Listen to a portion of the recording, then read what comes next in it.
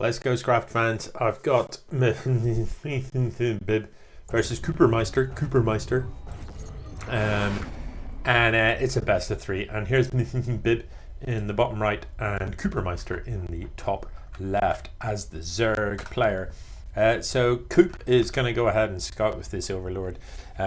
Overlords go pretty slowly. There is an upgrade you can get for them from the hatchery. Just click on the hatchery and press P, and that is going to double their speed, maybe triple. I don't know. It increases their speed a great deal so that they can actually do stuff.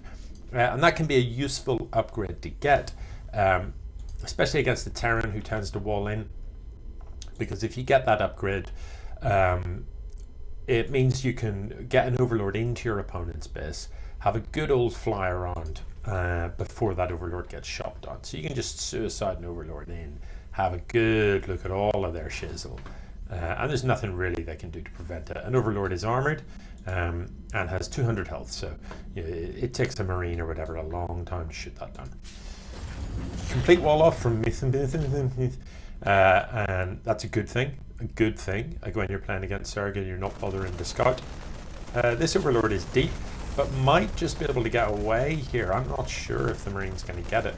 But of course the direction he's running, Mdylfb can send the Marines down here, and they 2 Marines could come down and snipe this, and absolutely should do that, because Overlords cost 100 each. If he loses this one and that one, I mean, that would be painful at this stage of the game. That's 200 minerals lost, and indeed he would also be supply blocked at that point as well. So I would have liked to see the Marines come down here to deal with that one. Anyway, Coop is has got an expo, is just droning up. He's got the Roach Warren coming. We can see that it's melee attack though, so that's a bit weird if you've got the Roach Warren but you're researching melee.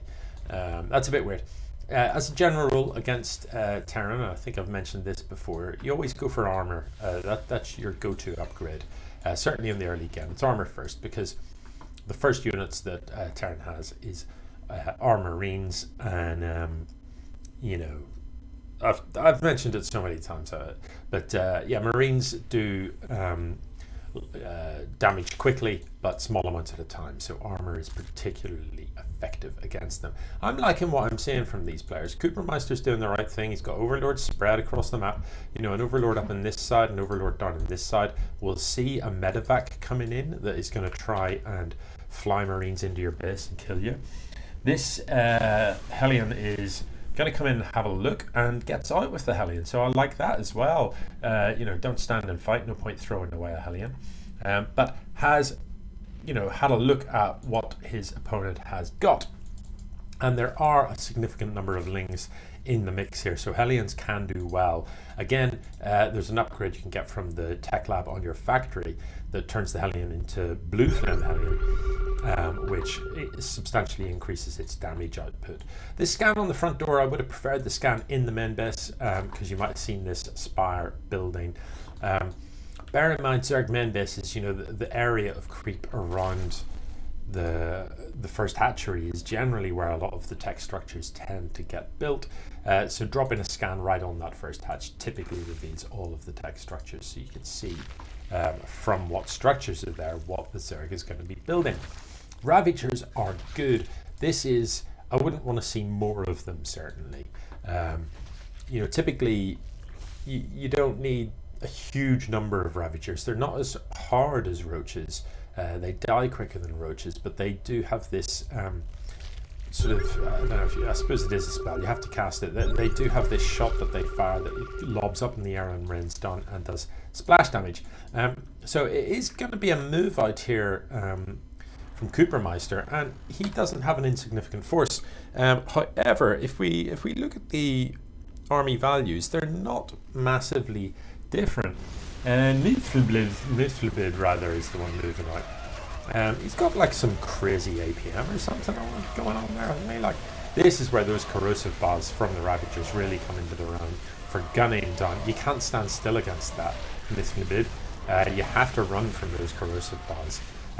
but they're so good against slow, heavy units like siege tanks. You can just focus those down pretty quickly. So that was a very favorable exchange for our Zerg player. You know, the unit skill is extremely even, and so is actually the resources lost. So maybe it wasn't as favorable as it looked, but certainly Mdylfb has had to go home sort of tail between legs. That Overlord does finally die, but no supply block induced, given that both players have just lost a substantial chunk of army. That is unsurprising. Now, what was very much missing from that engage was any sort of medevacs, nothing to heal these Marines back up. I didn't see any use of stim either. I'm not so sure that stim has been researched. It hasn't. And combat shield hasn't been researched. And again, I've said this a lot of times. If you're going to be building a Marine heavy composition, even if you're not, even if you're just building some Marines, you gotta have that combat shield. It just makes such a big difference. So this time it is going to be KuperMeister that's moving out with a very weird army. It's got to be said. You know, 2 corruptors, 4 mutas. 4 mutas just don't do anything, and they're terrible in a straight up engagement. So Mdylfb very wisely running back. Standing still under those corrosive balls is not the way to do it. You've got to dodge them. You've got to run back. So it's hard to, I mean, there's not very much left for the Zerg, but at the same time, there's not very much left for the Terran. Army supplies have plummeted in that engagement. These workers are in the middle of the map and they don't even know why. These Mutalisks are going to ignore them, which is weird.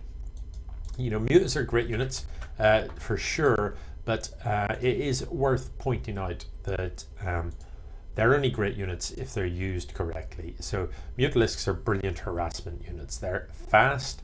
They can kill workers pretty quickly. They do a kind of splash damage, where when they fire, it bounces off the first thing it hits onto a second thing and then a third thing, doing kind of half as much damage each time.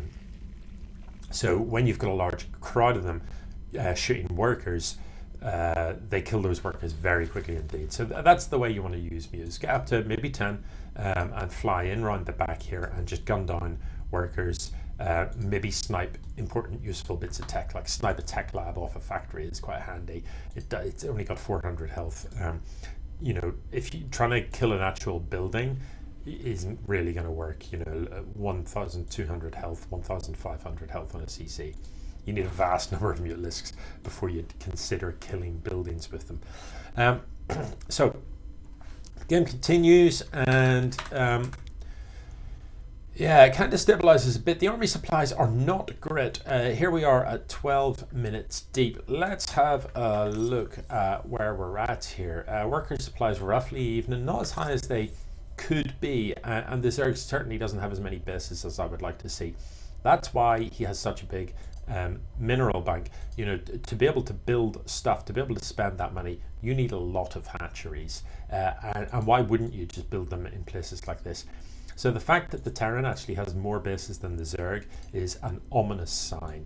As a general rule, Zerg has to have at least 1 base more than any other race. So if you're playing as Zerg against the Terran, if the Terran's on 3, you should be on 4, and so on.